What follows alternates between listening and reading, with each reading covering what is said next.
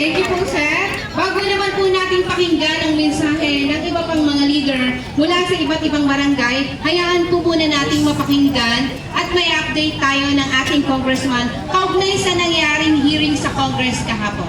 Sir? Salamat, Marilyn. At isang magandang araw po sa inyong lahat. Sa lahat po ng mga taga-Nasugbu at Malayan at iba pang mga bayan ng Batangas at syempre sa lahat ng mga taga-Maynila na narito po ngayon. Tayo po ay narito kahapon. Ito po ay actually ang ating pangalawang araw na at tayo po ay tuloy-tuloy na lalaban para sa pagbaba ng presyo ng langis o magitan ng pagbaba ng VAT. Actually, ilang beses na natin itong inalakay sa Kongreso pero hindi pa inaprubahan ang pagbaba ng VAT. Pero dahil sa madami na mga Pilipino na nananawagan na aprubahan ito, hindi na rin natanggi ng mga ibang kongresista na kailangan na rin itong aprubahan. Pero mukhang kailangan na mas palakasin pa ang boses ng mga mamamayan para ma-prioritize ang measure na ito. Kahapon po kasi nagkaroon tayo ng buong araw na pakinig at nagpresenta ang iba't ibang mga ahensya ng gobyerno. Meron po tayong mga galing sa unang distrito na guest din sa pagdinig kahapon. At wala pong malinaw na sagot ang Department of Finance patungkol sa pagbaba ng WIS kahit yung pagtanggal ng fuel excise tax na itinasa na ng Kongreso. At ang sagot naman tungkol sa mas malaki pang mga ayuda o pagbaba ng WIS ay kulang daw ang pondo ng gobyerno para maibigay lahat ng mga hinihingi ng taong bayan. Pero ang lumabas din naman, ang dami pang mga hindi kinakailangang gastusin ng gobyerno na pwedeng bawasan na hindi pa binabawas. Saan? At kabilang po dito ang mga traveling expenses, representation expenses, at yung mga non-essential expenses na ito, sa sarili nilang definisyon, ay umaabot na sa 150 billion. Meron pang iba pang mga gastusin na hindi nila sinama para makabuo sana ng mahigit 250 billion pesos na savings. Kaya nila sinasabi, hindi pwedeng tanggalin ang VAT sa petrolyo dahil hindi daw kaya ng ating gobyerno na bawasan ng ating kinokolektang buwis sa halaga ng 250 billion pesos. Pero kung tanggalin lang ang mga hindi kinakailangang gastos, makakabuo na tayo ng madali ng 250 billion pesos. Ang dahilan na hindi pa ito ginagawa ay sa aking palagay, hindi pa kasi naiisip ng gobyerno na kailangan nang ibigay ang lahat ng maaaring ibigay para lutasin ang mga epekto ng pagtaas ng presyo ng langis.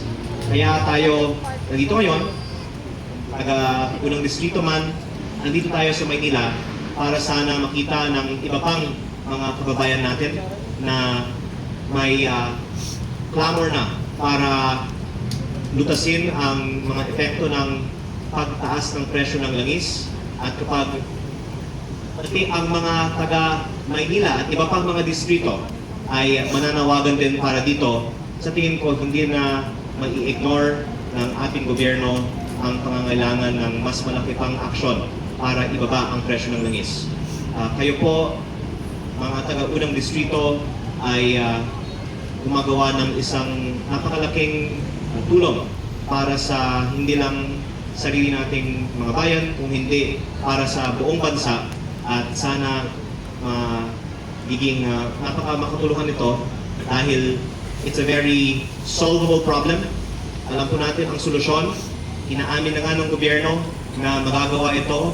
Kailangan lang ng konting tulak pa para aprubahan ng Kongreso.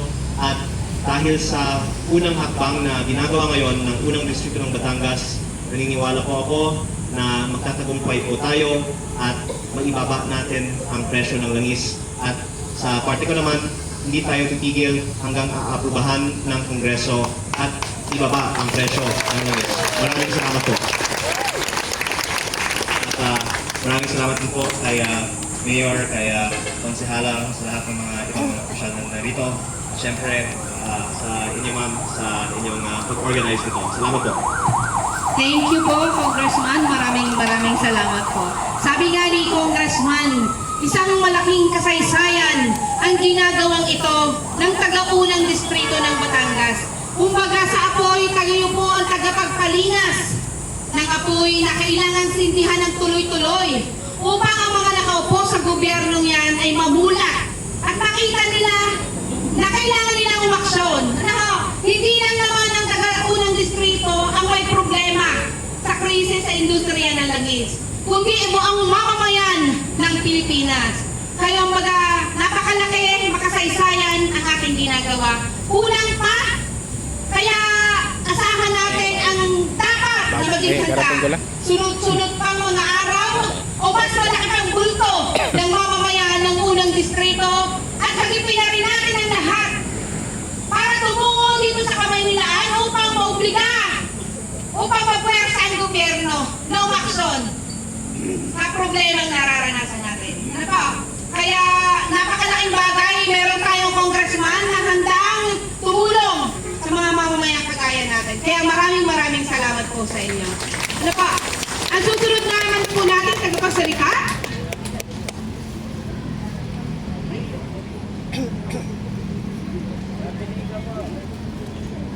Ang susunod naman po natin tagapagsalita ay mula sa Barangay Putat ng Nasugbu, Batangas.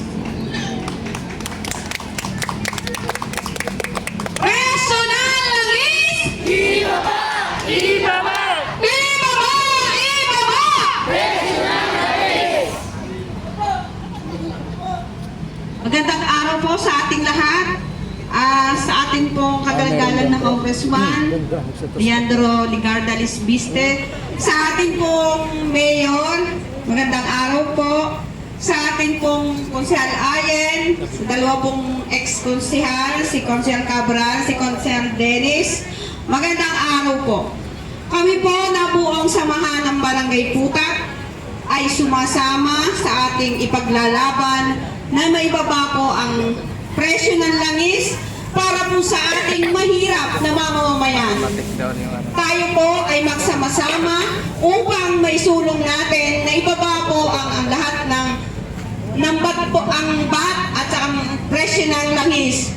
Dahil tayo po mahihirap ay lalong maghihirap pag hindi natin ipinaglaban ang ating dapat ipaglaban.